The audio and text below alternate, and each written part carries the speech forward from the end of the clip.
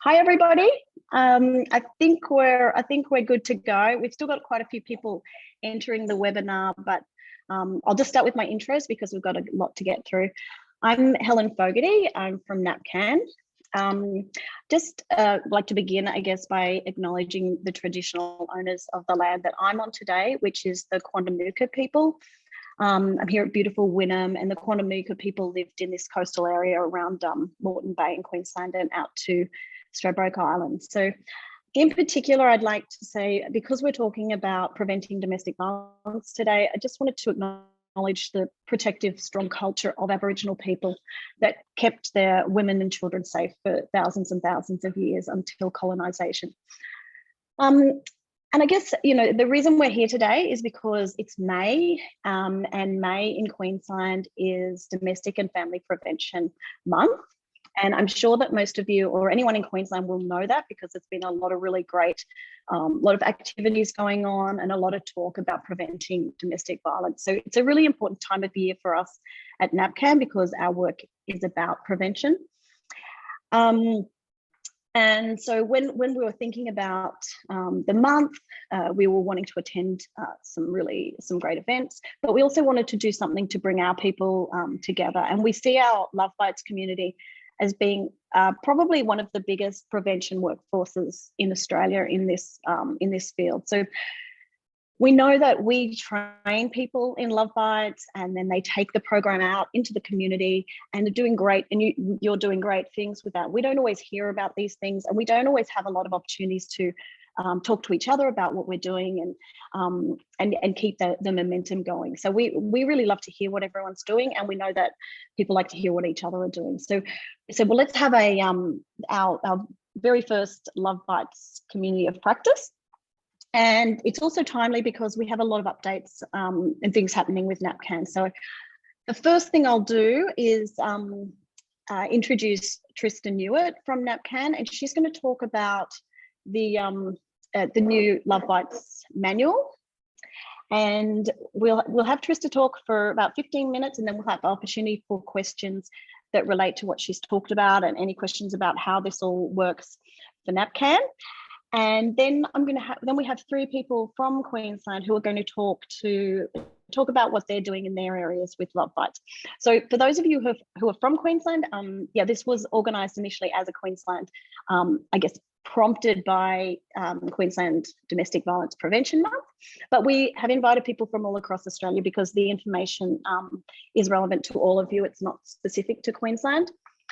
So I think that's all I need to say. I'm not a Love Bites expert, so my job's sort of try and do some things like this, like bringing people together. So I'll hand over to Trista, and I'll also try and share a couple of slides for Trista, but I'm not sort of super great at that. So I'll let you see her first in case we lose her.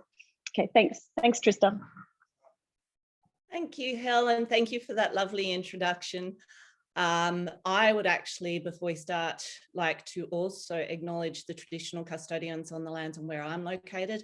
I'm actually back in my beautiful hometown of Tasmania. The traditional custodians here are the Palawa people. So I extend my respect to their elders, past, present, and future. I'd also just like to take a minute to acknowledge children and young people. Essentially, that's why we're here. Essentially, that's why we continue to be passionate about the work that we do. And I think it's really important as adults in our community, we are always thinking about how we really listen to their voices, how we really hear them, how we respect them, and how we make sure that they are a part of decisions that affect and impact them. One reason why I'm so passionate about our Love Bites program is because it sits very much as that being the emphasis of the entire program. As I said, back in my hometown of Tasmania, but I've lived a little bit everywhere. I've been working with NAPCAN for nearly 10 years, gone by in a heartbeat. I do a lot of work in a lot of our programs, but I have always felt very, very passionate about the work that I do. Have a great team that we work with. We're small, but we're pretty powerful. Also, the fact that this work allows me the opportunity to be invited into amazing communities right across this beautiful country of ours. In fact, I'm back in Cairns next week. Nice to be able to throw it. It looks sunny out there, but the big jumper is because it is Tassie and it's freezing. So afforded the opportunity, one, to thaw out, but also meet the amazing people in these communities and their young people from very, very rural, remote communities to very, very urban centres as well. Okay, a little bit about Love Bites then, and thank you for all coming today and taking up your very valuable time to be here with us as well. We've changed again, I say, and I do that with the understanding that the other beauty of the Love Bites program is the fact that it changes not to make more work for all of us, but to continue to be relevant. It changes because we are constantly taking on board the information from you as facilitators and also from young people, hearing their voices as well, to ensure that the content remains relevant. The other thing we've found over the years that Love Bites has been initiated since 2003, 2004, is we've really learnt from communities that really part of our responsibility with the programming of this is to provide you as experts in your communities, as experts of your young people, the ability to actually take and tailor it to make it even more relevant. So I guess essentially what you've seen here, or what we'll see here, are more opportunities with those learnings to have a look at the program, have a look at that framework, and allow you the flexibility to adapt, make those changes. Of course, we always say, even though the program is organic and we sort of keep it relevant, the core messages have essentially stayed the same right since its inception back in 2004.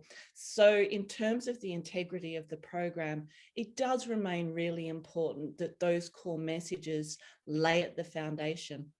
You'll have to forgive me, I can see things going up in the chat box, and I'm just making sure that it's not that people can't hear me. And I can't see what they actually are unless I have my glasses on. Oh, the joys of getting old, huh?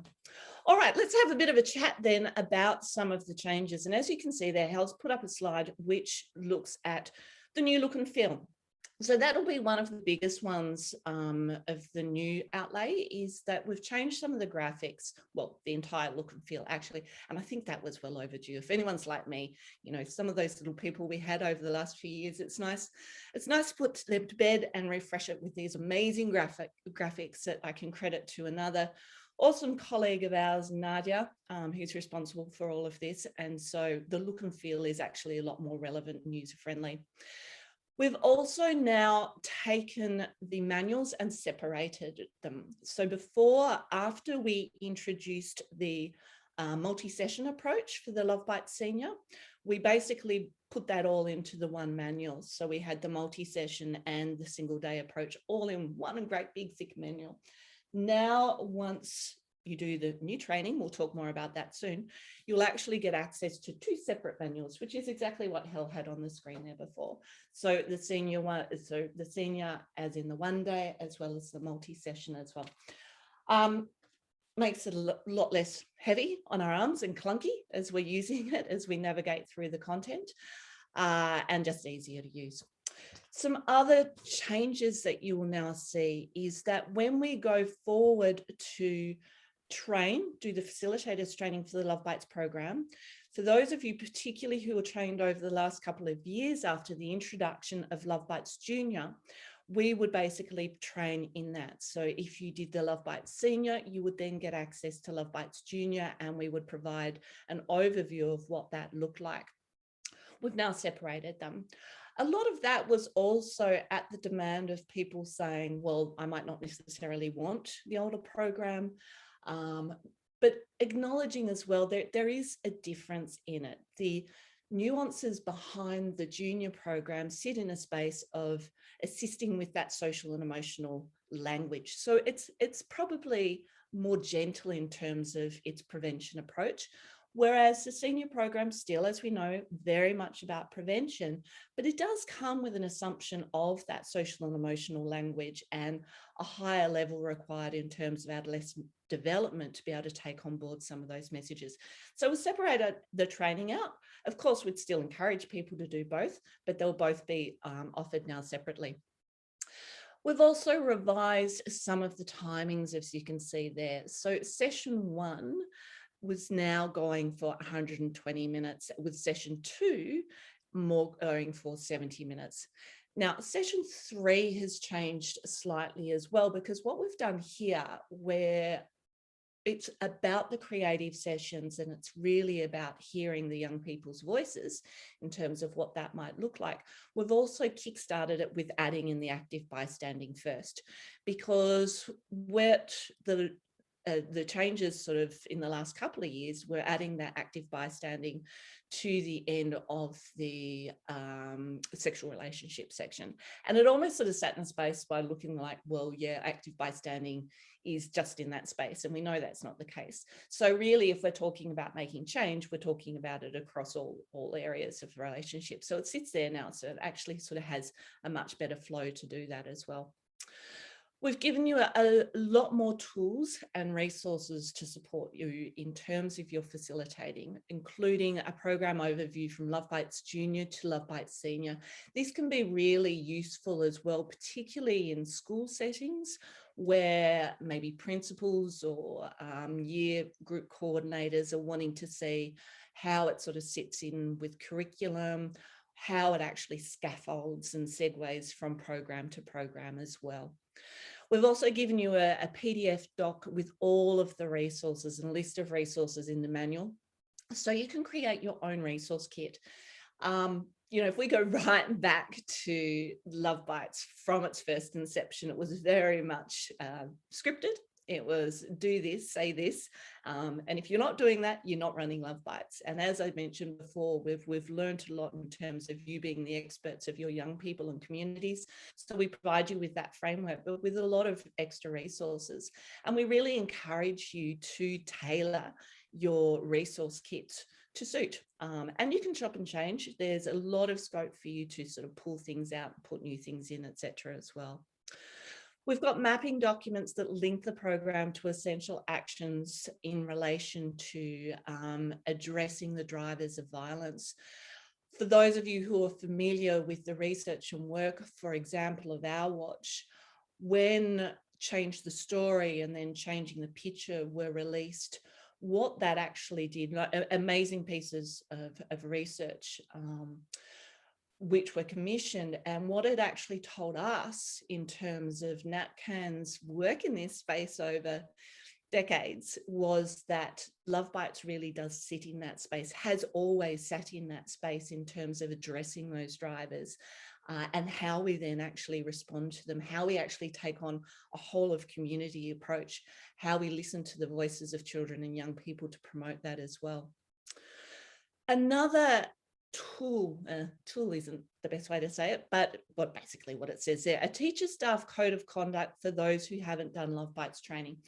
So we get a lot of questions in relation to when you're delivering the program, what are the ratios of trained facilitators, etc., support people. And we do acknowledge there are going to be a lot of situations where trained facilitators, of course, it always requires trained facilitators, but there might also have the need to have support people whilst the program is being delivered to the young people. So we always emphasize in the training the importance of briefing those support people, particularly things like showing the Ange and Dale video. We have had situations where that planning hasn't gone in and people get triggered. We know it's still very confronting and have walked out. So we need to know that they are prepped for the content, the core messages, some of that material as well. But on top of that, now we've provided you with this code of conduct for those support people. And essentially what that now allows for you as facilitators is, one, a resource for you to say, clearly, this is what it looks like to those support people, but also it allows you a bit of space to put it back onto NAPCAN. We know it can actually be sort of quite difficult, particularly if they're colleagues or if you're external going into a school setting, you know, how you actually bring that on board in a respectful manner. So it's really great if we can give you that resource to help give that overview, to help with that preparation and planning. I can see things on the chat box. I sort of keep half an eye on it, and it's great to see you're having those conversations. We're going too quickly for me, but I'm sure that Hel or Felix will pull me up if there's something really important in there to. Yeah, don't worry, Trista. We'll have some time after Trista to look at those questions. So yeah, we'll keep an eye on that. Okay, great. Well, it's great that people are reflecting, you know, particularly on a Monday morning. That's fabulous. Okay, so we also have a pre-Love Bites form for young people to complete. So we've always had the post, but we're really encouraging people to do the pre so we can start to get an indication of if the program has initiated any thought change, any attitude change, and what that might actually look like. It also allows them to reflect and sort of see the value in terms of having done the training and what that means. And we know from years and years of having the post feedback form where young people consistently tell us that, you know, even if those sort of rare situations where they've fed back that they didn't think it was, you know, the best program ever, and most of them do, they rate it really highly. But with the question around, do you think it's relevant to real life? We get a really high percentage response rate say yes. So it's really great. And we've now got that pre to sort of see how that's going to sit for us as well. Okay, so a few new activities as well. I can talk underwater as well. So I hope that, and again, Hel will keep me accountable for time because otherwise I'll just rabbit on all morning. We've got some new activities in the new program and we've changed some of the language. It's a lot more strength-based. We've also started out with an activity which is around consent culture versus abuse culture and putting that on a continuum. It's a really great way to set the scene and actually really have a look at a whole lot of different elements which we actually then bring up throughout the program, but it sort of starts it off. Again, another tool for you to look back on after running the session to sort of see if people would make any changes. In relation to the Ange and Dale story and the timeline, we've reduced the number of events. Now, we've always said in terms of facilitator training, I think, you know, originally there was 24, 27. We've always said if you don't have time or the numbers to use all of those, you can reduce it yourself. So we've basically done that for you. You can still add in others if you want to though as well. With relation to the legal aspects. Now, this is probably one of the biggest changes. And over the years, we've really pared back in terms of what the Love Bites program stipulates in relation to legal definitions. We've pared back for a number of different reasons. Some of those include the fact that we want the changes in the information to be based on a moral or ethical desire for our young people to conduct themselves in a way which is healthy and respectful, not necessarily from a way which says this is a law and you have to do so. We also basically, as I said, things change, thankfully. And sometimes, as we all know, I don't have to preach to the converted, not quickly enough, but they do change and often in a rapid manner, and particularly in relation to legal aspects. And there is a lot for NAPCAN to do to be able to ensure that all of those new legislative requirements in every jurisdiction is updated for the Love Bites program. So we don't do that anymore. And basically the new activity around sexual behaviors and section of the law talks about it broadly, but for those of you, and I've already delivered the new training, I had a lot of people, particularly coming from police backgrounds or legal backgrounds, they're going, no, the law's the best bet. And for sure, you know, it gives you space in that activity to add in elements of the law if you want to. So again, a lot more flexible. And also putting the emphasis back to our trainers that if you are looking at legal aspects, it's so important that you are up to date with what the actual legislation is at the time. So lots of scope in there to do that as well with that new activity as well. We use a lot more questioning and discussion prompts as well.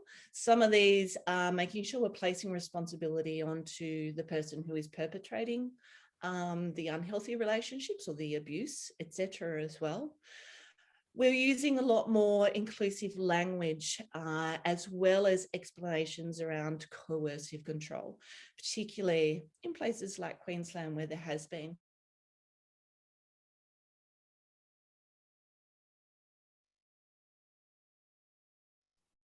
Oh, sorry, everyone. It looks like Trista has frozen. I'm not sure if you can hear us, Trista. Well, that's okay. I'm just going to check the chat.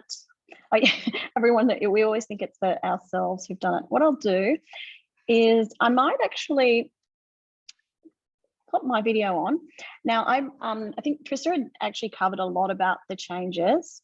And Trista, just jump back in when you're back. But the next slide is something we do need to go through. And so, with all of this new the new training, with the new manual, we are offering lots of training to get everybody up to date.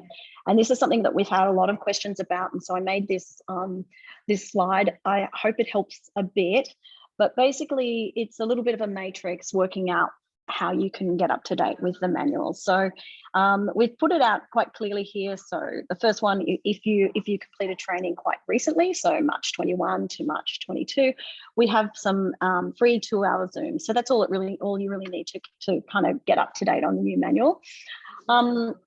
You'll find I've got another slide later on with the link to the training on our site. So there's a lot of Love Bites training scheduled at the moment. So I'll talk about that a little bit later, but right across Australia, we've got a lot of training happening, and we've got a lot of these 2-hour Zooms, these free ones that are available about the new manual. So there's no trouble getting into those. So yeah, so first of all, if you've done it quite recently, you just do the 2-hour Zoom. If you've done it between 2020 and 2021, you can kind of choose to do the Zoom. If you feel like you need a bit of a refresher, there is a 1-day refresher. And because you've done Love Bites quite recently, we've tried to organise that to keep the costs down as much as possible so that there's a discount for people who've done Love Bites recently. Number 3 is if you've done it a little bit further back, so between April 2018 and February 2020, you can do the 1-day refresher. Or if you do feel like you really kind of, if you haven't delivered the program a lot, or you feel like you need a bit of help, feel free to do the full 2-day Love Bites facilitator training. And if you did do the training before April 2018, then you probably really do need to do the 1-day refresher or the 2-day Love Bites facilitator training. So all of that's on our site.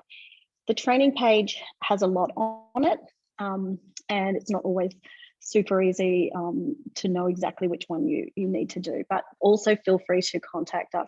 And number 5 there is if you're not sure when you did it, which is also understandable because a lot of people being trained all the time. Now I don't know if we've got Trista back. That's okay. What I'm going to do is go to the next one. Trista was also going to talk a bit about our new Safer Communities for Children. Now, this is a brand new, oh, here she is. Oh, yay. Hi, Trista. Oh, Phew, you're back.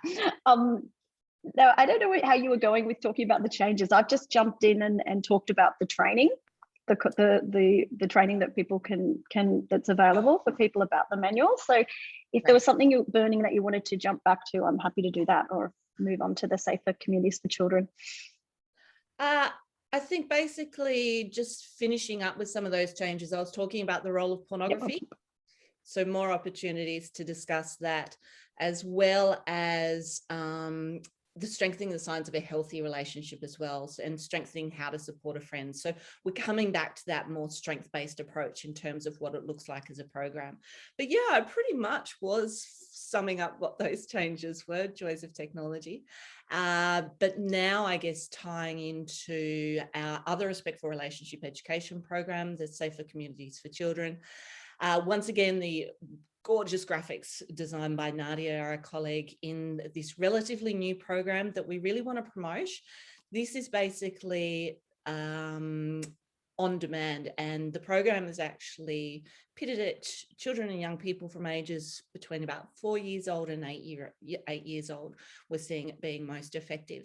It's gorgeous. It's very gentle. You can see some of the beautiful animal characters there. And as you can see from what's on the slide here, the whole program is around storybooks. So it is very safe.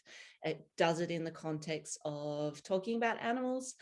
It talks about some elements of traditional protective behaviours programs in regards to giving our young people resources to have confidence, to understand, you know, the using the correct anatomical names of their bodies, etc., but pushes the responsibility back on that community approach, where the key messages are it's an adult's responsibility to look after children and create safe environments, and it's not their responsibility to self-protect. So we can give you a whole lot more information about that program if you want to contact us at any time. And again, if you don't see any training up on our website, then just give us a call and we can see what we can organise. Hel's mentioned the other training. I'm sure there's going to be a lot of questions about that, but I think that basically sums up what I was planning on saying. Again, my apologies for the internet dropout, but there you go. These are the things we live with in the Zoom webinar world. But I'll pass over to you, Hel. Thank you, everybody. Hi, Trista. Yeah, I'll just keep you there. And we do have a few questions coming in. Thanks for that. I know Trista's such a good team player, and whenever we say, "Can you do this?"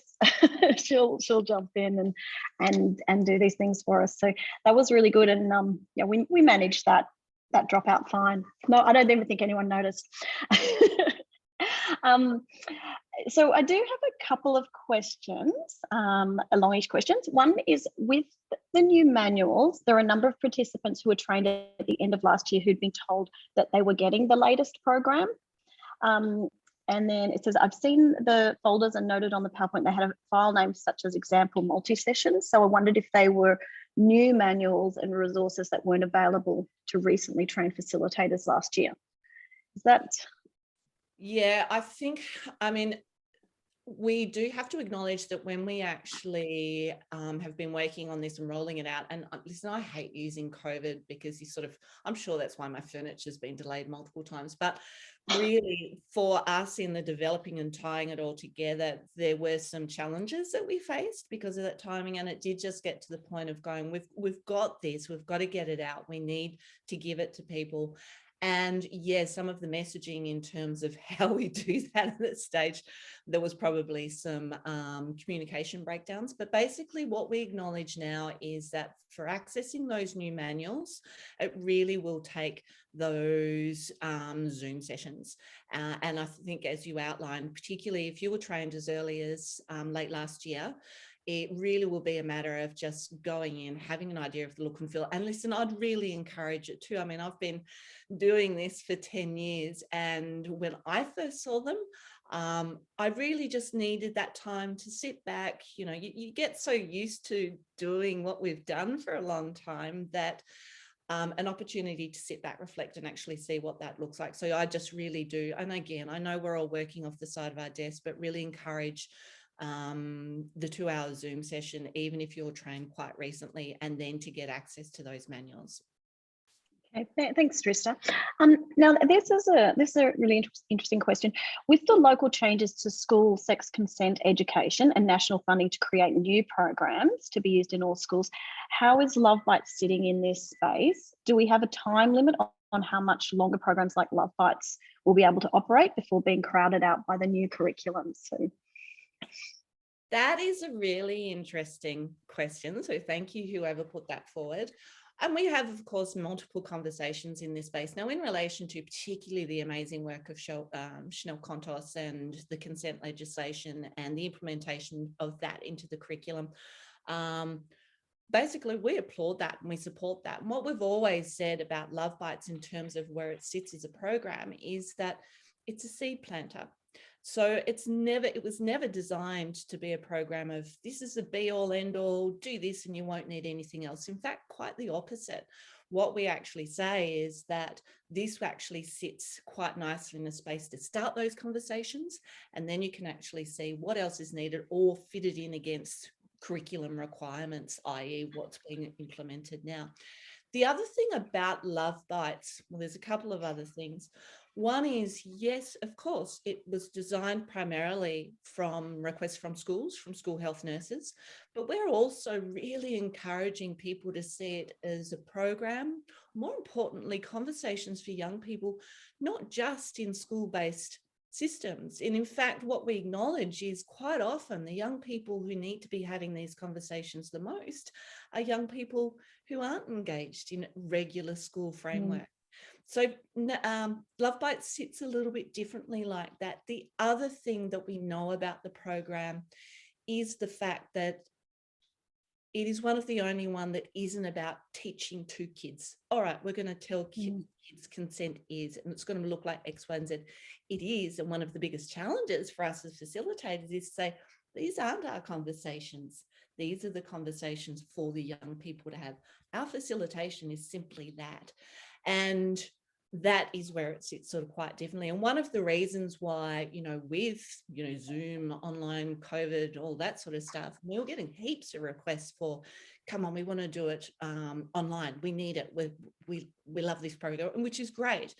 But after a number of tries and tweaking and, there are elements we can do, but there's a lot we can't, because the program is beautiful, because it is about the conversations of young people. So it remains quite unique in that space. Yeah. Oh, thanks, Trista. Yeah, I always think about it as in other things that are in the curriculum. It doesn't exclude schools from then bringing in programs about reading and writing and drama or other things. So yeah, and when all the people who believe in Love Bites will want to keep running it as an extra regardless. Now just on that though, and important, I think I might have touched on it, but just in case I didn't, remembering that Love Bites Senior, we have actually mapped that against curriculum as well. So whilst it's not a program mandated at a jurisdictional level, it is something which sits in with curriculum requirements. Yeah, I have a very nice comment here from Brittany Hendrick, who says she can highly recommend the Safer Communities for Children. And as Trista said, that is a fairly new program, so not many people actually even been trained in that. But do consider it if you're working with those younger children, because we're thinking we're trying to promote it. And once people see it, we've had a few people. Our colleague Maren Looney presented at the Early Childhood conference in Cairns recently, so some of you may have seen her there, and she's presenting at the AIFS conference in Melbourne. So the word is getting out there about that one, so that's really nice to hear that positive feedback. I'll also just mention that we have Lisa Waters online, who is our NAPCAN Deputy CEO. So she's actually been putting a few things in the chat, and she's one of the people who's been involved with Love Bites since the very, very beginning when it was developed in New South Wales. So she's able to answer some of those questions. Look, I've got a few more questions, and I do want to move on to our other speakers, because the second part of this webinar is about hearing from some of the people who are actually running Love Bites. But I might just grab one more question from the chat just before we go over.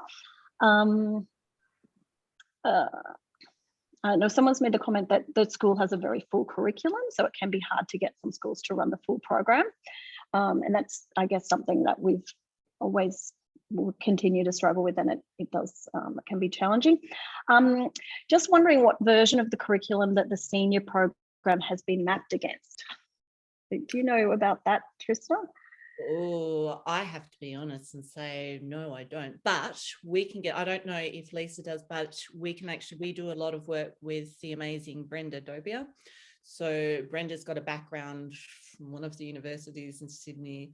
Actually, Lisa, do you mind if I hand over to you? Because Brenda is really our expert she's our go-to in relation to all of this. Is that okay if I pass Lisa? Hello.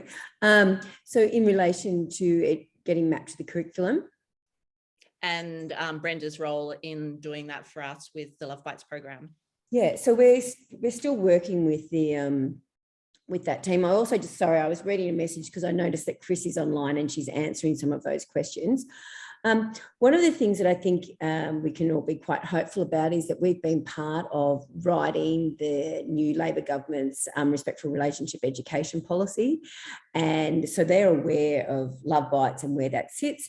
So we've currently engaged Brenda to be mapping that to the national curriculum, and she's still continuing to do that, and she's still continuing to work on some adaptations with Chris, who I can see is online, who has drafted a lot of who's written the new manual. So I was busy getting distracted reading what Chris's response was in there.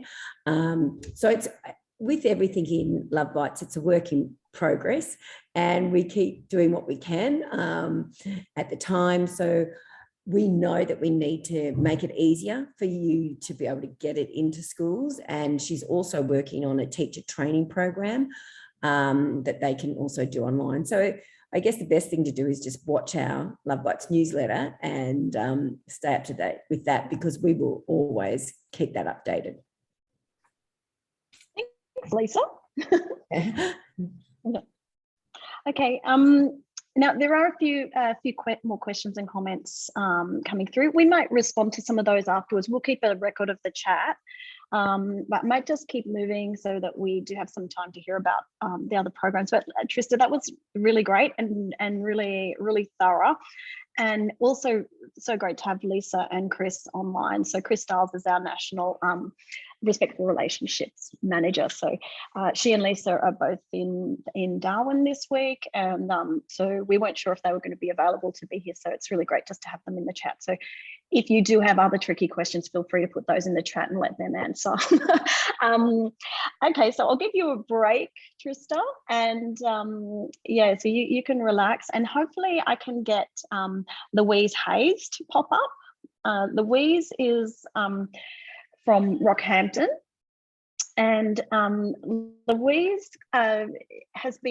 I don't know a lot about what Louise is doing up there, but I know that she's doing some interesting stuff with fundraising. So I'll hand over to you, and yeah, if you want to talk for about 10 minutes, Louise, and then we've got two other speakers from Queensland, and then we'll have a little bit of time for some questions. So yeah, really looking forward to hearing what you're doing. Thanks. And anyone who knows me says 10 minutes, good luck with that. So I'll kick off quickly. I'd also like to acknowledge the traditional owners of the land on which I'm meeting you today, and that's the Durrumbal people. I acknowledge elders past, present and emerging.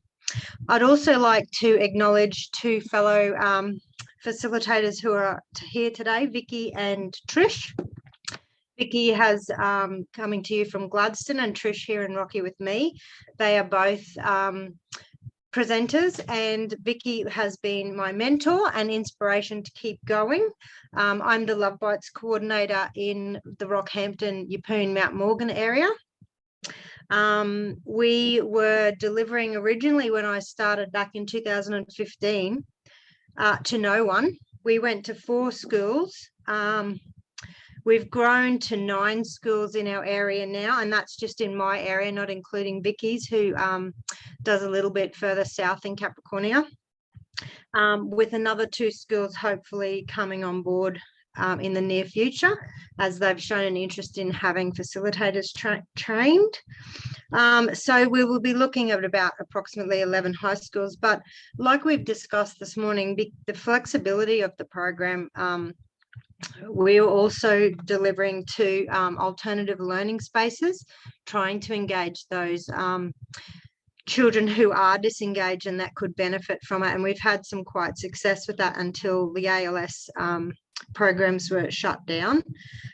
We have been working with Youth Justice in delivering programs to different cohorts, engaged with them, and a local Girls Time Out, which is a young mums organisation. So we've been delivering with to them quite consistently a number of times over the period of the 12 months. Last year I trialled Love Bites. I was lucky enough to work with Queensland Corrective Services and Queensland Health and delivered don't know whether it was allowed or not, but delivered it to lots of different adult men who were on orders or incarcerated for domestic and family violence. And we found the program was very well received and a great opener to further education in regards to DV. Gave them a bit of a, opening their eyes to go, okay, I need some help. I didn't understand all the aspects of domestic and family violence, healthy relationships. So that was a big win and something that I'd been trying to work on. Probably about 9 years. I've been working locally in the domestic and family violence sector for 12 and a half years. And that was always a big goal of mine, to get more education to males, particularly perpetrators. Recently, I've just been awarded some funding through a local grant to get 25 new trained facilitators, which is Vicky in Gladstone will attest that it's super hard to fill the need as it grows in the schools, especially growing from 4 schools to 9, and the other ancillary programs that we deliver around the place. So I'm looking forward to kicking that off with NAPCAN soon. In regards to fundraising, it's only simple, but one of the ways we fundraise money to keep the art supplies up is that we've opened a Containers for Change account. So, and we work closely with one of the recyclers in town, and they quite often will make us the beneficiary of any cans that are donated that can go to anyone. So that has been a nice little input. And quarterly in Rockhampton, we run a domestic and family violence awareness barbecue in conjunction with a couple of nightclubs in the CBD. So we have a Love Bites container on the table there. We work with police and other support services to host the barbecue and sponsor the barbecue, and we'll be out between about 10 o'clock at night and 1 o'clock in the morning cooking up snags and talking to people in waiting lines, waiting to get into nightclubs. We talk to the young people about domestic and family violence and shake a can around, and a lot of them have got a few coins in their pocket. So that's been another great way to raise a few funds to keep the art supplies up to date. I also noticed in one of the chats in the questions, Annette was asking about how they're having an issue getting it into schools. If you're a Love Bites coordinator in your area, this is always an issue, introducing it to new schools. The biggest advocates I've had is approaching other headmasters that already have or principals that have the program, to share that around in any meetings they attend to. We've also had success with contacting school P&Cs and talking to them about the program, because a lot of the time they are the mums of students there, and also finding out who the head of curriculum is for the year 10 level particularly, and actually getting a trained facilitator to go and deliver that to the head of curriculum and other appropriate staff for that year level, and really just a quick go through of the program for them. And that's been a big seller. Once you say to them what you address and what you're talking about, they all identify, oh, we need that program, and they become your advocates in getting it into the school. So just a few ideas for you, Annette, that we've used here locally. I'm not sure I have anything else to talk to you about. If there are any questions, or yeah. And hi, Vicky and Trish. Thanks, Louise. That was really, really interesting. And I love that you're presenting Love Bites to so many different groups. And thank you also for answering the question from the chat. That was very, very good, because I know that's a common thing for a lot of people who are passionate about Love Bites is how do they convey that to the schools and actually get that lead into the schools, I guess. So, and yeah, so if people do have questions for Louise, feel free to pop those in the chat, but we will have some time at the end for questions for everyone and everything. So look, if I've got if I've got Roz Kinder from Zonta available, I think you're online, so I'll just let you unmute. Hi, Roz. Hi, Helen. Yeah, good to see you again. Roz and I were both at an event yesterday in Brisbane, for a walk against TV at Morningside. So it was nice to see Zonta is out in action and doing great things here in the sort of east. So I'll hand over to you, Roz. Thanks, and yeah, Helen. if you've got about 10 minutes, that's fine. Look, we're finishing up at 12, so we've got a little bit of time. Yep. Great. Thank you. Okay, I'm like Helen. I'm down at the wonderful Bayside, and so I'd like to acknowledge the Quandamooka people, the present and the emerging, and recognise them. As Helen said, I'm a member of Zonta International, and we have a major campaign. Zonta Says No to Violence Against Women.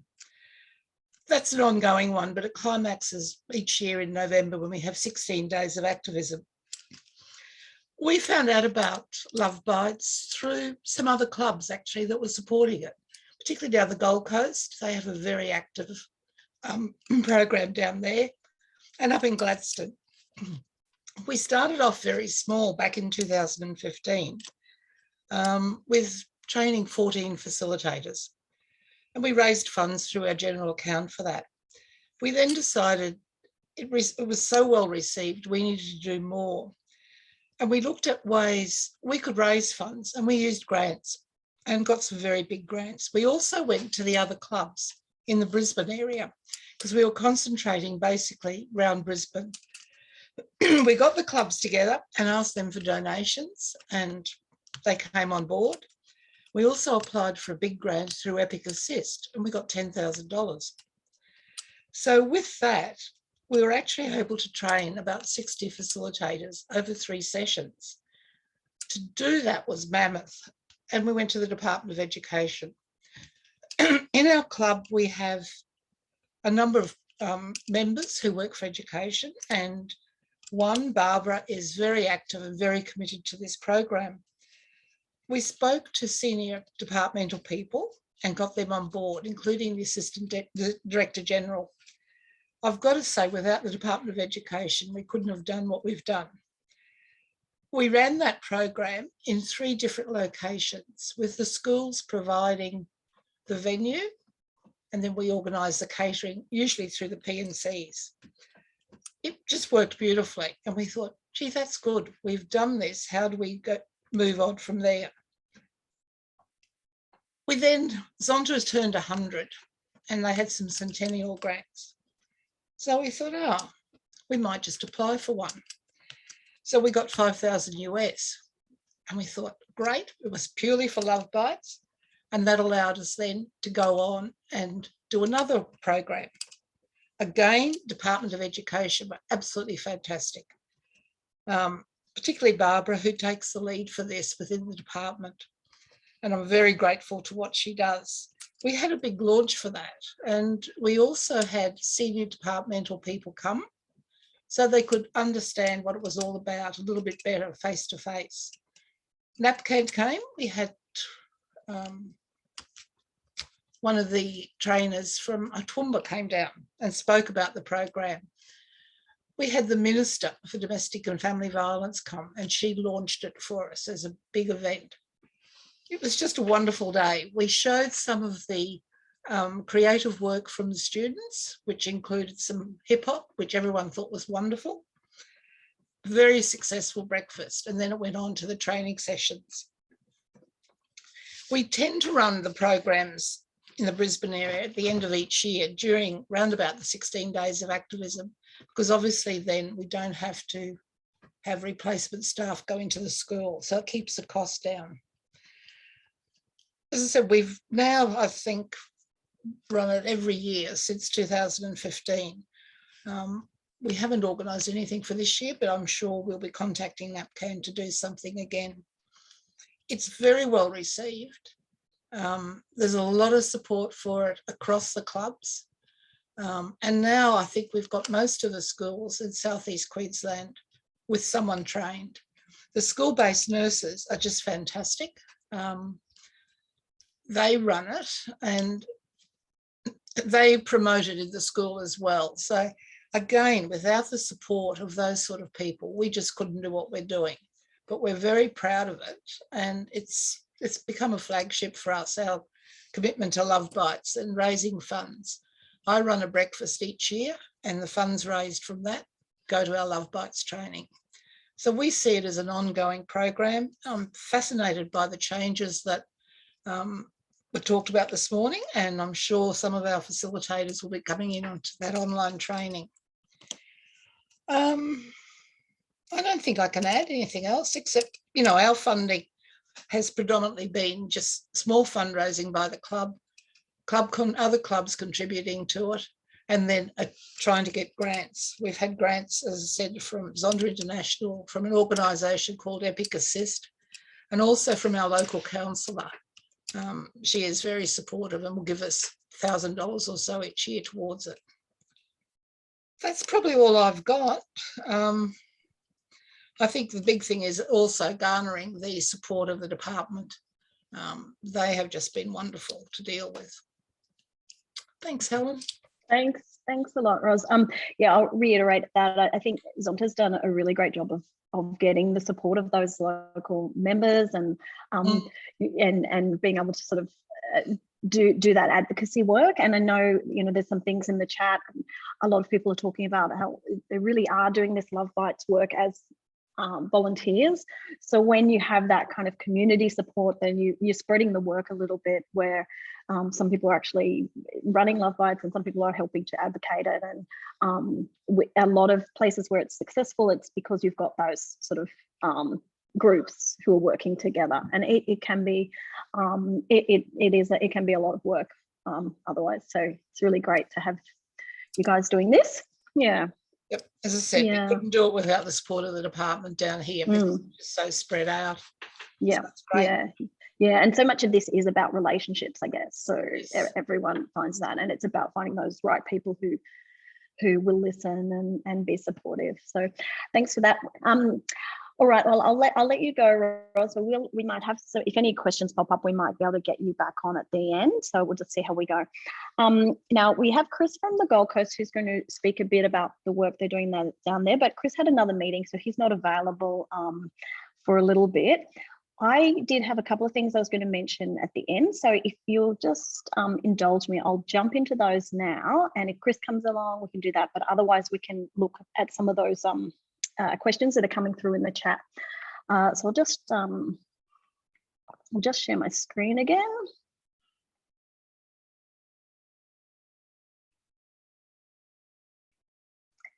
I just had put this into the slideshow just sort of by chance, and Louise mentioned that Vicky Dredge is doing a lot of work with the Coordinated Community Response and Domestic and Family Violence group in the Gladstone region, and I had this picture that we put in one of our Love Bites newsletters earlier. So I think it's a really great thing to share. They have a relationship with the local art gallery, and each year they do a Love Bites exhibition, and it's grown gradually each year, and they're getting a lot of support. So I think that's a really nice idea for people to explore, because I think we all get very excited about the artworks, and they're a really good way of showing the voices of young people and kind of giving people a sense of what the program's all about. So any kind of creative ways that we can use the artworks is really good. And so that was just happened to have that one in there.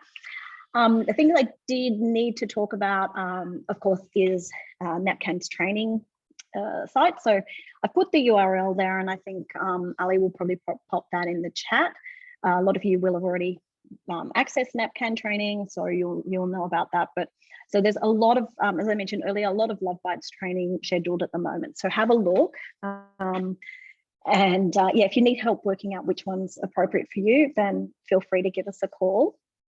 I also just wanted to mention that NAPCAN does a lot of other work, obviously with the National Association for Prevention of Child Abuse and Neglect. So it's not surprising we also do some training in more about child safe organisations and preventing abuse and neglect. So we have a couple of programs there, and in particular, if you're in Queensland or the Northern Territory, there is funding from the state and territory government that enables us to deliver those for free. So some of you may not have heard about that, but have a look on the training site, and there's some training there. If you're in other states, we can also offer those workshops, but it's usually with a kind of a fee for service. We try to keep it to a minimum, but we do have to charge for those things in other states. And the Safer Communities for Children that Trista spoke about, you'll see that on our training site. Not a lot that is scheduled yet, but as there's demand. So if you are interested in that, let us know and we can work with you to deliver that one. So that's just those. The Love Bites newsletter, I'm guessing that most people on this webinar today will already be on our Love Bites newsletter list, but if you're not, make sure you do get on that list. I know it can be hard, you can be on lots of newsletters and you get lots of things, but it is the main way at the moment that we're able to kind of keep connected to our Love Bites coordinators and anyone who's interested in Love Bites. There's a little bit in the chat that's really reiterating this need for us to connect with each other and how we keep in touch. I just wanted to mention that we are working on, well, there's a lot going on at NAPCAN for Love Bites at the moment. So we are working on setting up an online platform where people will be able to chat to each other in forums. We'll be able to send out information. And I guess it'll be a little bit more certain than newsletters, which can kind of get sidetracked, or maybe people change jobs and that kind of thing. So the other thing with that online platform that we've been wanting to do for a long time is be able to sort of see easily who else is trained in your area. So we get a lot of, we do get a lot of requests about that, and we would like it to be easier to sort of let people know. So at the moment we tend to get a request and we kind of look through our files, or we have some lists, but it's not as easy as when we have this wonderful new online platform. So stay tuned for that. Make sure you're signed up to the newsletter. If you sign up to the newsletter, you'll hear about the new online platform, but these things, they do take a lot of time. Also, before, this is another little bit of a promotion. So NAPCAN has had a lot of support from an organisation called Run Against Violence. And they are actually, they're an organisation that's really committed to preventing domestic violence. And when we met them, they were really interested in the Love Bites program and really happy to support us. So I would encourage people to get involved with their very fun virtual challenge. I've just put the dates on the screen there. You can't register yet, but you can start talking about it with your teams. It's actually a step challenge where your team has to go, I think it's 1,300 kilometers over about 2 weeks.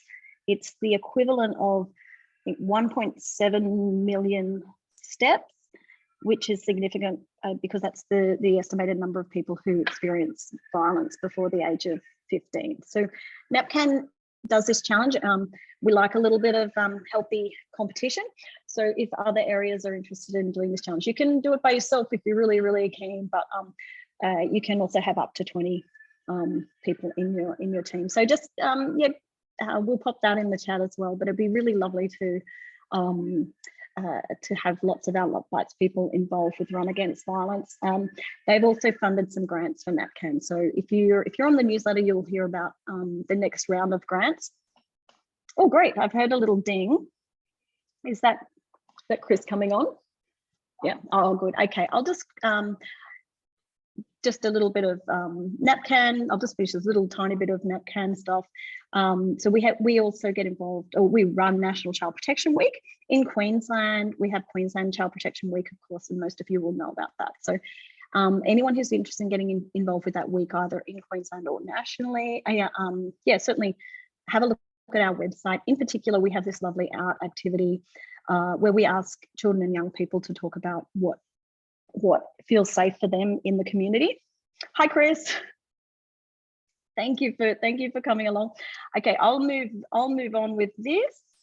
I'll stop sharing. There we go. Hi, Chris. Yeah, so Chris was another very good sport. We sort of contacted him and said, any chance you could talk a bit about what you're doing at the Gold Coast? So we've heard a lot about Love Bites. It's got a lot of traction at the Gold Coast, and there's a lot going on. So Chris had something else, and he was able to squeeze us in today and get here. I do apologise for my tardiness. I will just turn the computer around.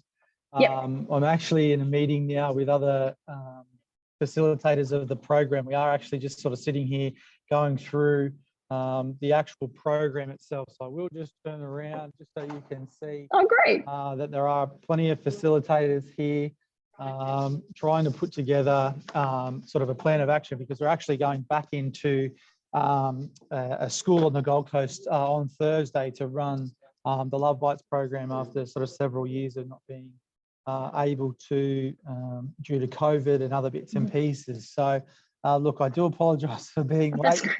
Kind of a really good reason though. Yeah, I love it. It's so real. It's like so real life. And we've talked a lot today, Chris, about the NAPCAN update. So more the kind of nuts and bolts, new manual training, blah blah blah. And we've had an update from Louise about a bit about what they're doing in Rockhampton, and from Rolls from Zonta here in Brisbane. So yeah, if you could just give us a bit of that background and what you're doing and what's working and what's not, that'd be great. Thank you. Absolutely. So Love Bites on the Gold Coast had a reference group that was sort of predominantly run by school-based health nurses.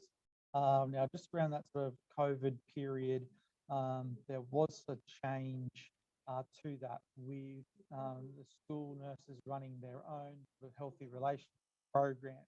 So they're no longer a part of Love Bites on the Coast. There has been sort of a real push for Love Bites to get back into the schools, and that has been sort of driven by the forming of a new Love Bites reference group.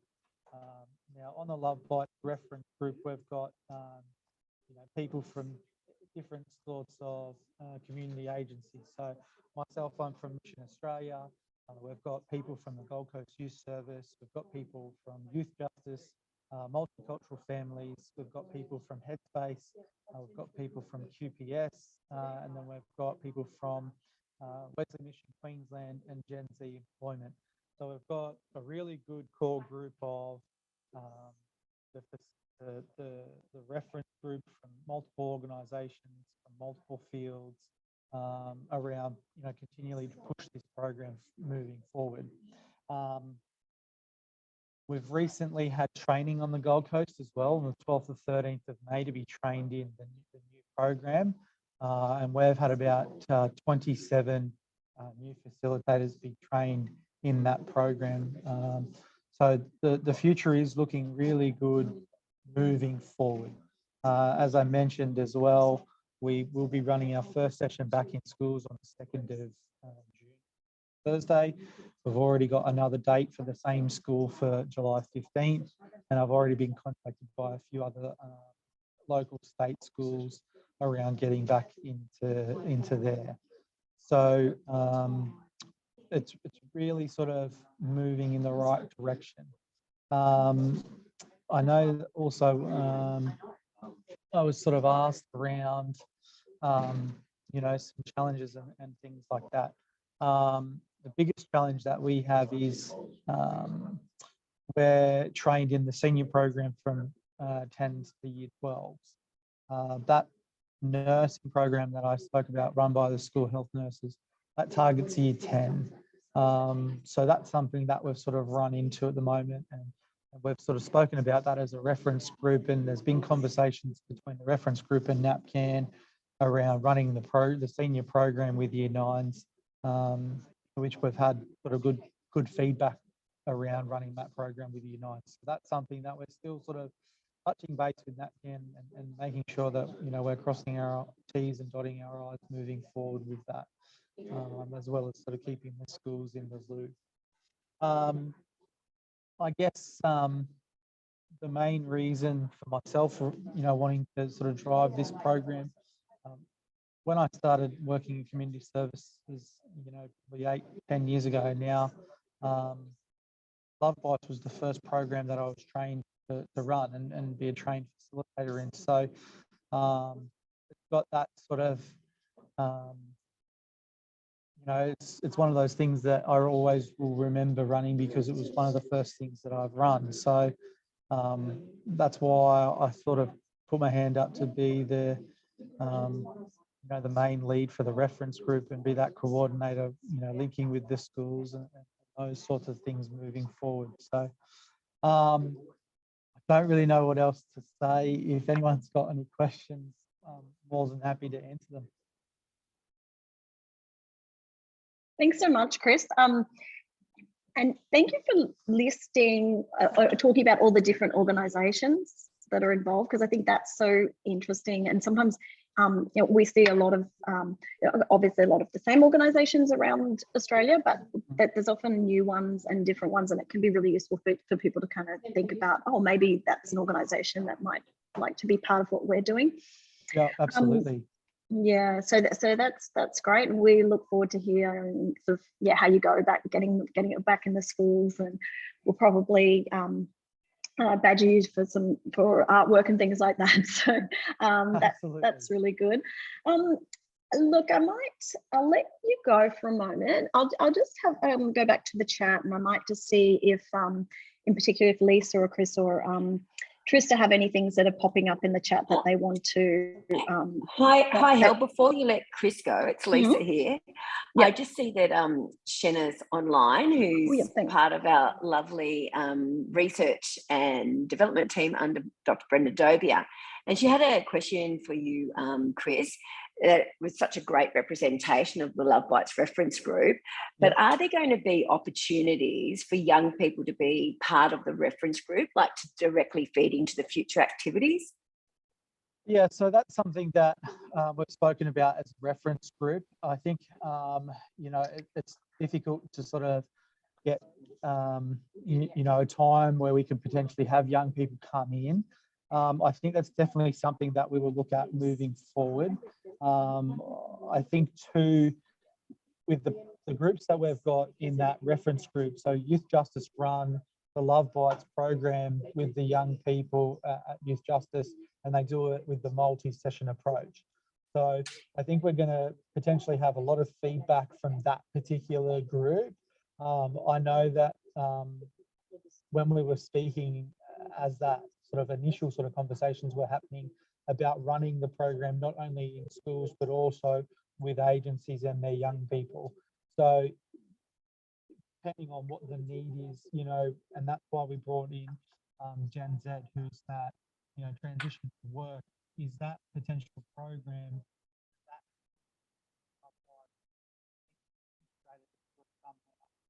so I think definitely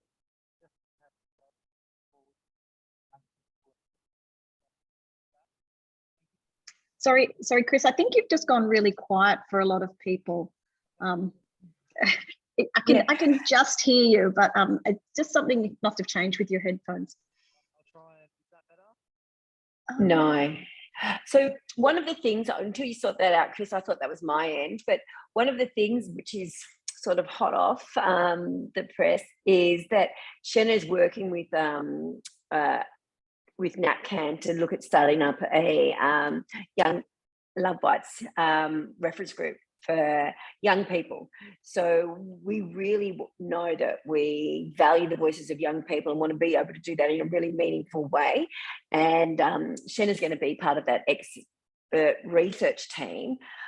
So I guess really just watch that Love Bites newsletter, because we'll be looking at ways to engage you and trying to engage a cross-section of young people across Australia in different communities around that. So I just know that was probably one of the things that led to Shenna's questions. So hopefully that's something that we'll be able to support you with too, Chris. Let me see, have you got your volume back? No, not really. Not really. We wanted to hear you, but yeah, I think your headphones aren't. Is that better? Oh yeah. Let's just go back to go with the headspace, and I'll make sure everyone else in the room is quiet. That's good. Hey, look, we thanks for coming on, Lisa. We do have a bit of time, so maybe if Louise and Roz are happy to come back on, and then we might just talk a little bit about some of the things that are coming up in the chat, and whoever's got something to say. Like one of the things, and we know Tiffany from Townsville, they're doing amazing stuff up there. And she just mentioned that they've got some funding to train younger people in Love Bites. And someone also mentioned, I thought some of you may have comment on this. Oh, Lisa, feel free to stay. Renee was saying that in her experience, sometimes the young people in year 10 actually do benefit from the Love Bites Junior as well. So that's probably a reasonably common experience. And Lisa, if there's anything you're spotting in the chat that you want to talk to people about, or but I just thought you might all have things that are coming to that you're thinking about. I think one of the things, and Hel, you touched on that, but I think one of the exciting things for the Love Bites community is the website that we're going to be developing and the new platform. As Helen said, I've been involved in Love Bites since it was first started on the Mid-North Coast. And one of the things, and I really understand the challenges that everyone has out there about actually finding facilitators and then coordinating. And Chris, I can see that that's your planning day, because it takes a lot of work to collate all of these different service providers to get them into the school, but we all know that it's invaluable when we're in there. So hopefully the back end of this website and the platform that we're developing will assist and in helping services manage some of that time. And so you can at least find the facilitators, or if people move, we can tell me, Chris, what are you thinking? Oh, were you talking to someone else? I didn't know if you were talking to me then. Do you think something like that would be helpful? I was trying to unmute it. Yeah, I think the biggest thing around us sort of getting together today is looking at the new PowerPoint, looking at previous PowerPoints, because there are some things that we think really need to be driven home as those key points. And we think, while it's great having discussions and having it in the facilitator's manual, we think that it might be a little bit more powerful to have those particular things come up on the slides as well. So in the new slide, and one of the main things is, two of the main things is in the new slide, there isn't sort of definitions given around the types of domestic violence. So we've got a QPS officer here who's really sort of driven home that, it's really impactful to go through and read out while they're reading along what's actually happening. The other one is too that within the PowerPoint, there's no acknowledgement to country. So we're going to put that slide into the PowerPoint as well as putting it into the sort of pack that I've put together with the facilitator's manual. So that is also sort of driven home as well. And I think that that's exactly right. Like, your area and your cohort best. Sometimes we might make I guess, assumptions that everyone would do an acknowledgement or welcome to country. So I think it's almost given as a standard practice. But, they're the sort of things that we're really happy to feedback. And when we have the online website, we might be able to say, hey, this is the new one that's come out. One of the things that we have struggled with over the years is, having the work capability and workforce to be able to update all of the material. And the legal definitions are an always changing space. And as this is a national platform and a national program, it's very hard to get the capacity to be able to update those. But what we do know is that there's specialist people in most areas, and often police or legal aid are involved in different areas. And you're probably best positioned to be able to update those PowerPoints. So, there is that expectation, but we're hoping we might be able to ease that with the new website, so that the work that you've done, for instance, might be able to support other people across Queensland. That's the plan. Anyway. Chris, can I just ask you a question? A few years ago, a friend and I, we went down to an art auction you had of the students' work. And during that art auction, you showed a video of where I think it was 12 months after the program, you went back and interviewed some of the students. Do you still do that? I mean, I found it fascinating because they talked about their memories of the program Yeah, look, how it impacted on their families and what they'd done with it. And I thought it was a great video. yeah, I think that I must have come on to a facilitator just after that had been done.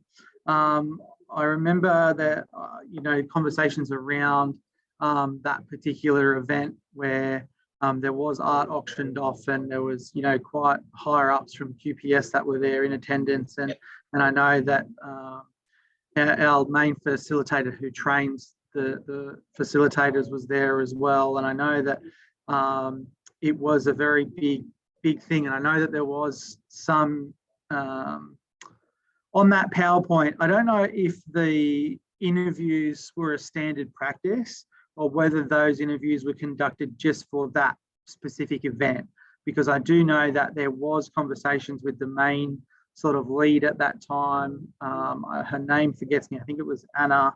And then the main QPS officer that was driving it would have been Deb as well. So I'm not sure if that was done specifically for that event or whether it was done periodically. I'd have to go back and sort of speak to those people who were in these positions before I jumped on board. I just found it fascinating because we talk about the impact on the students, but then the flow-on effect out into their families and their friends, I thought was fascinating. It's got a much wider scope than just our students that we're going through the program with. I thought it was a great night, that's all. Thanks, Chris. That's great. We always love hearing about those sorts of programs as well. Louise, was there anything else that sort of popped in that you've thought about as we're asking questions? Well, just in regards to what Roz was just talking about, I know that we have had an increased number. We've been doing the barbecues in the CBD for a few years now, and I've definitely noticed an increase in the amount of young people who are obviously now 18 and standing in the line to get into the nightclubs are going, oh, Love Lights, yeah, we know that program. You did that at our school. So that's always rewarding. And it is saying to them, oh, what was your take home message? What do you remember about that? And you can sort of hear the chatter long after you've, handed them a sausage and moved on to the next ones, talking about, this and that about domestic and family violence. So that it's definitely great to remind them and starting those conversations again. So I found that has been a big thing. The thing that I found interesting then that you said, though, was the impact on family and friends. So I'm really interested in that concept, and we'll put that, I've noted that down to sort of have some conversations about people with that as well in the when I'm out talking to them, because obviously when they've had a few drinks, they're quite chatty and chat to you about all sorts of things. So yeah, that'll be interesting. The other thing that was coming up in the chat a lot, and I think it's been addressed though, is the coordinator's role. I know Vicky's in the chat at the moment. She is a powerhouse, and her role is supported by QPS, which is fabulous. And same as my role, it's supported by Legal Aid Queensland as part of my role. So none of them are our roles particularly are funded. It's pleasing to hear that there are some funded positions, because I think legal aid would fall over backwards if they saw how much time and effort goes into coordinating an area for that many schools. But yes, I'm very lucky that it's covered, and kudos to all those other coordinators out there that have it tough getting facilitators on board. That's about it. I might just jump in really quickly. I might say my goodbyes. If anyone wants to get in touch with me or has any questions, I'm more than happy for my details to be given out. I just really want to get back to my crew here just so we can finish off the day and I can let them go back to their normal roles. Thank you so much for having me. I really appreciate it. And please, any questions, just give me a call. No, thanks, Chris, and thanks for taking time out. It's great to see you in your room. See you guys. Bye. Okay, bye-bye.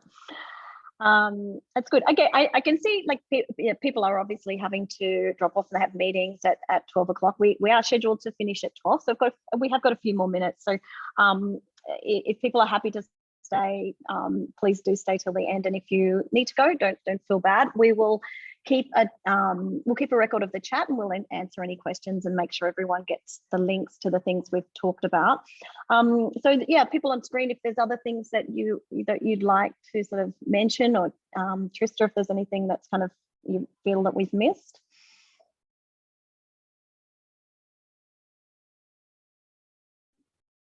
Just realized that I've been making some comments in the chat box, but only to other panelists and not to all the lovely attendees. Just a couple of things that I added in there around the conversations with support with some of those legal aspects of the programs. And Lisa, of course, mentioned whether it's QPS or legal aid or wherever the police service in the jurisdictions where people are located. But we also really promote to the website of Youth Law Australia, YLA. It is a fantastic site for young people over a whole range of legal topics where they can actually go and get the answers. I actually had a representative from YLA come to one of my online child safe org trainings, and he said that they are getting more support and funding in the space of prevention too. So really trying to promote themselves as an organisation where people can come and get that assistance. So really, really approachable. So would encourage people to use them as a resource as well. That's great. Thanks, Trista. Ros and Louise, were there any final comments? I was just thinking about what you said, Louise, about the young people remembering Love Bites later on, and I'm sure Lisa has lots of these stories, but we do have a video that was made down in the Coffs Harbour region about Love Bites. Oh no, this is actually our latest video has people from NAPCAN and talking to some of the presenters. I think there's a story in there about one of the coordinators from down there running into some of the young people years later and them saying, don't worry, miss, it's okay, we've done Love Bites. So, and Ros is actually in that video too. So when we finish, maybe, when we sign off, I might try and play that video, although lots of you will have seen it, but it's also a good resource for to just give people a little taste of what Love Bites is. So I'll try and play that at the end. If it doesn't work, let's just pretend it never happened. And if otherwise, we'll send you the link. But yeah, anyone else like to add something?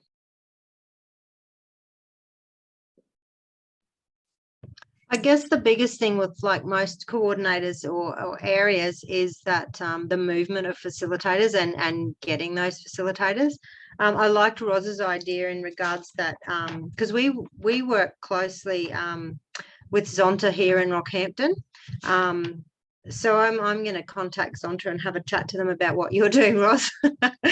And, because they are always looking for projects to sponsor and be involved in. So they've just sponsored a little booklet that we have, nothing to do with Love Bites, but it's a little DV book they've just sponsored. So I'll have a chat to them about that. But we've been lucky enough, I said before, and I should have acknowledged the people who are funding it. It's CBCAC, which is the Community Policing Board here, we've won a grant to train 25 new facilitators. So it's always a struggle to keep them because sometimes they move on to newer roles where that's not supported. There's so many great bosses out there, but when they lose staff that are trained facilitators and move on to somewhere that doesn't support it, and then we've had the added barrier, I guess, of some people not being able to be vaccinated, and then they're unable to come into schools. So that's been playing a part with some of our trained facilitators not being able to attend lately. And it's literally in minimal proportions that we're begging facilitators from other areas to come. So Vicky and I are lucky that we work together between our regions, and it's about an hour and a half drive, which is probably nothing for the big city, the centres, but getting people to come over and help from the different areas. So that's been really good that we have each other to fall back on that way. But I encourage any managers to support the program and releasing their staff for days. It's definitely a great learning curve for them, but also a good networking opportunity and introducing the students to what support services are around locally. Yeah, that's it. I'll shut up now. Anyone else? No? I agree with Lou. It is a problem with, particularly if you've got a lot of the school staff, because they do transfers and they move around, and it's a matter of keeping track of them. What we're finding is the school-based nurses are excellent, but we need to get more external people trained that are able to get released from work to actually go in and facilitate a program. And that's hard to do. And I think that's an area we need to start looking at now to expand that cohort of facilitators. Well, with this current funding, Ros, we're actually having communications chats with people at the regional head office of Education Queensland. So they've got a number of people working at head office now that aren't needed day to day, like at the schools, but they're previously teachers working in head office. We've got a number of them that are going to come and do the training, and we've got a MOU with them that they'll be able to be released from their positions for 4 to 5 times a year to come and help throughout the whole our area with the different high schools. So that's another avenue, because they're not particularly required as teachers, or the nurses haven't got those roles already, but they have a teaching background. So I think that's something that's cropped up out of this that's going to be great, because they'll be available and they're signing an MOU with us. So that's good too. That is very good. As I said, we've had wonderful support from the department down here. Without them, we wouldn't have been able to train as many as we have. They've been brilliant. It's good to get them on side. And thanks everyone for organising this too. Great networking, and hopefully we can mentor some other people or help other people in situations with ideas that are coming through. Yeah, it's been really great. And in the chat saying, just where people are, I mean, it's wonderful to sort of hear a bit more about the local scene in Queensland, but quite moving to see where people are zooming in from today and right across Australia and in quite remote areas. So that's really exciting. And I think it has been really valuable to kind of hear from each other and get those pointers. One of the, I'll let you know if anyone else has anything to finish up with, but I just wanted to say, I remember someone once saying that it's very hard to get funding for the glue. We can sometimes get projects funded, but it's all that in between, the relationships and the people who are running Love Bites are really the glue that kind of holds this together. And so much of this work is done out of love. So thanks to everyone out there, and thanks to Roz, and thanks to Louise and Chris and Lisa and Trista, because I think it really, Love Bites is such a great program, but it really has needed a lot of passion and unfunded glue to kind of keep it going.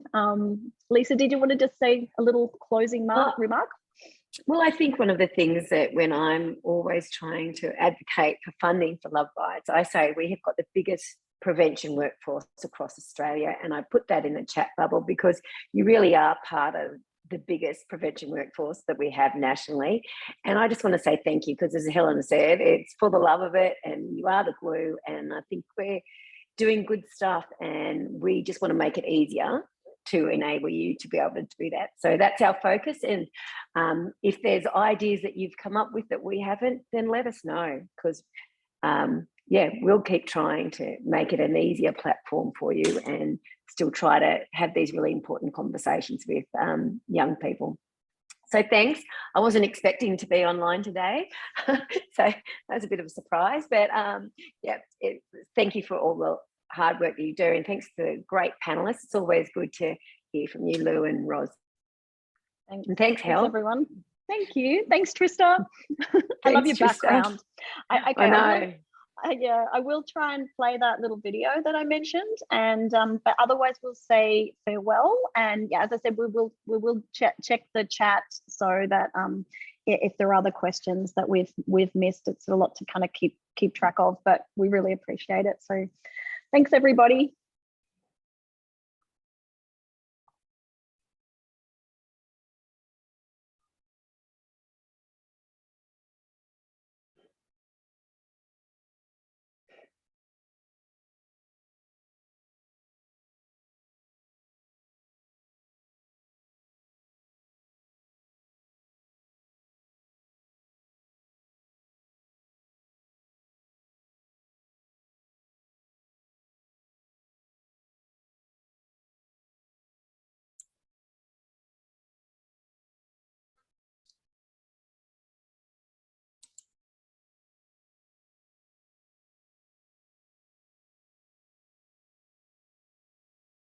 I don't think there's any sound. No, I just saw Shanna said you may need to hop out, reshare screen and think share I- audio. Yeah, okay. I think if I take these off, Yeah. I might have to. Or people can watch it online. I know that Ali's already put the link there. So There's a few of those around, actually. There's one from North Rocky High that they made. I think it was in conjunction with Queensland Government, one Domestic and Family Violence Prevention Month. There's been a couple that are online, but they're on the, I think they got lost when the Community for Children, you know, like the whichever government department, when it changed over to DJAG now, I think they all got lost somewhere. But anyway, it's been a few of them around. Thank you.